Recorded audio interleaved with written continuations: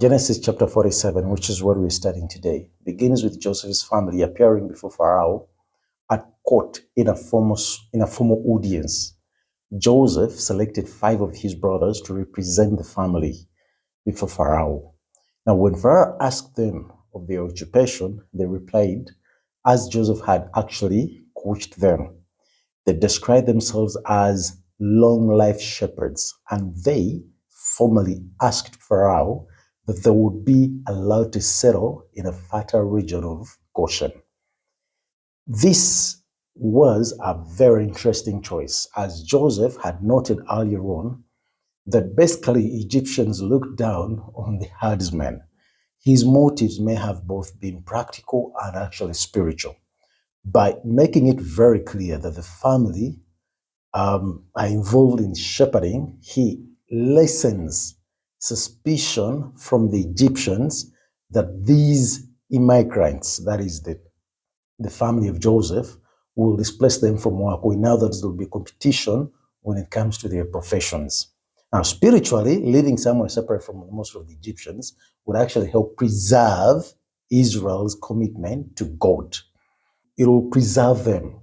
It will keep them from being, intermingled, intermarried with the Egyptians, since then they will be retained as a distinct person.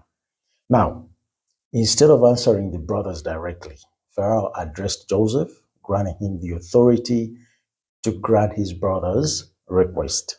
Now, this is both an honor to Joseph, but also an act of wisdom from the Egyptian ruler in establishing Joseph into that position of honor.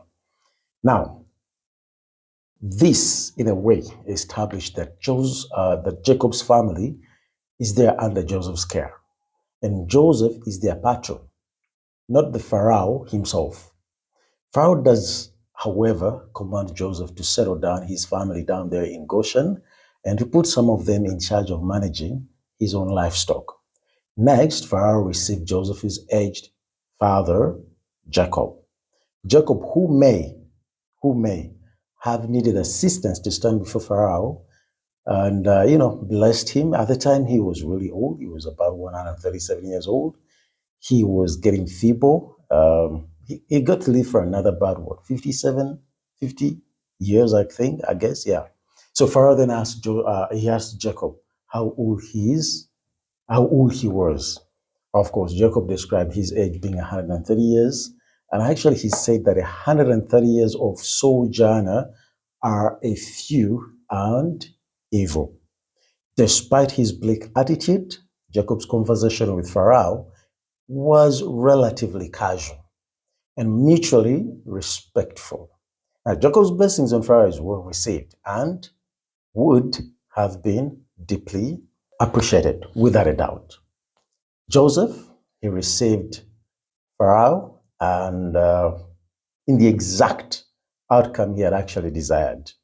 He settled his family securely and with Pharaoh's full blessings in the land of Goshen. Goshen was this place that was, near the delta of River Nile. It was a very beautiful place. It was fertile. It had lots of grass, and it was really good, especially when it came to raising animals. Anyhow, there he began to provide them a regular allotment of food for each person. Now, this will be a crucial part of Israel's stability and prosperity, which only grow in the coming centuries. Now, this, again, is a confirmation of Joseph's prior understanding that God was responsible for the events of his life. Meanwhile, the intense regional famine continued. Joseph, on Pharaoh's behalf, he'd been selling food to the people of Egypt, and of course the people around Egypt, the Canaanites, and so on and so forth, during that time of famine. Now, soon, however, the people ran out of money. Joseph does not plan to starve them if they cannot pay. So, rather, Joseph, he offered them food for another year in exchange of livestock that they owned. With no any other option, the people, of course, what option did they have anyhow? They agreed to settle their cattle and other animals to Joseph in exchange for food. This might have been something like, mortgage, what you're actually very familiar with. Today we call them bank mortgages, where the people sort of physically kept the animals, but were ultimately owned and controlled by Pharaoh's household. Now, when the next year arrived, the people returned again to Joseph, fully aware that they have nothing else to trade for, especially given the fact that they needed food. But remember, they had already sold off all the animals, or they had already mortgaged all the animals to Pharaoh. So their only remaining possessions are the lands and themselves. So to survive, the people purposed or proposed to Joseph to offer themselves more like slaves, or to offer the land plus themselves to be sort of slaves for Joseph. Anyhow, Joseph, representing Pharaoh, he agreed to the offer, and he explained to the people that, hey, their servanthood will work much like a permanent mortgage, sort of. Now, this form of enduring servitude was extremely common in the ancient world, and it was fundamentally different from the harsh slavery experiences later on that Israel actually experienced. We'll start about that a bit I think you can find a bit of that in Exodus chapter 1, verses 8 to 14. Now, the Egyptians at the time, they continued to work as they had been doing. They continued paying Pharaoh 20% of each year's harvest from this point on.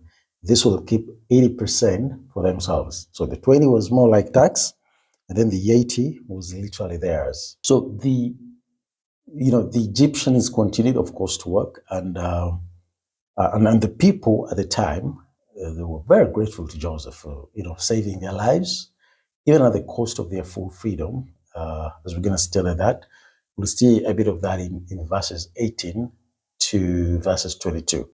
Now, unlike everyday Egyptians, Jacob's family continued to grow and to prosper. Now, since they were provided with food from Joseph, they could hold on to their cash. They also held on to their livestock and even the land that they owned down there in Egypt, in Goshen. As most citizens lose what they own, the growing arm of Israel's prospered and actually continued to grow in bigger and bigger numbers. Definitely, without a doubt, providing more evidence of the blessings of God upon them. Now, despite his pessimism, Jacob lived another 17 years in Egypt under the care and protection of his son, Yusuf. At this time, or at the time passes, Jacob eventually prepared his own death. He actually asked Joseph to swear to him that he would return his body back down there in Canaan to the family tomb, which earlier on had been purchased by Abraham down there in Machpelah. Now, this, of course, involved an ancient custom of implying that the promise was being, the promise being made not only to Jacob but also to all his descendants. We'll see a bit of that in a bit. His desire, that is Jacob, was to be buried down there where Abraham had been buried. That is Abraham and Isaac. Joseph, definitely, without a doubt, he made a good promise to his father. He actually agreed to his father's promises. And as we're going to see in chapter 50, he actually made good to that promise. He fulfilled it. He let his dad go, be buried in the very place he desired to be buried. That's it about Genesis chapter 47, a bit of the summary. To pick the full episode, the details about the episode, please scan the QR code that you see on your screen, or you could simply go to our YouTube channel and search for the handle Abdi Ministries. There you'll find the full, complete episode of Genesis chapter 47. Amen? Amen.